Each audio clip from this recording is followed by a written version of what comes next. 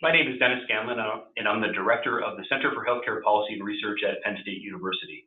Today, we conduct another session of our Ask the Experts series, and our focus today is going to be on the healthcare response to sexual assault in underserved and rural communities.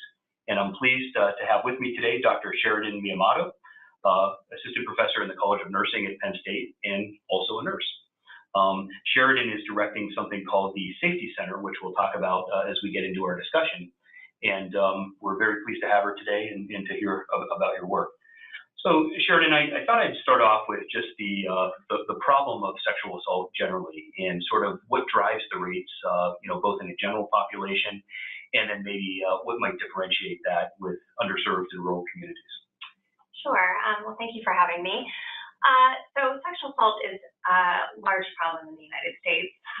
60% of women and approximately 24% of men experience some sort of sexual violence in their lifetime.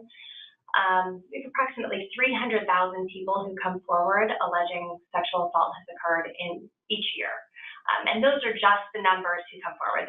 We know a whole host of people who, for whatever reason, are unable to report the assault that they've endured. So a really large problem. And ideally, when someone does come forward having experienced trauma, we need to have a really timely and thoughtful, very skilled healthcare response, both to address needs of injury, concerns about pregnancy and sexually transmitted infections, as well as really being able to attend to the emotional and psychological trauma that someone has experienced, and doing that, understanding all of the dynamics of what someone has potentially endured.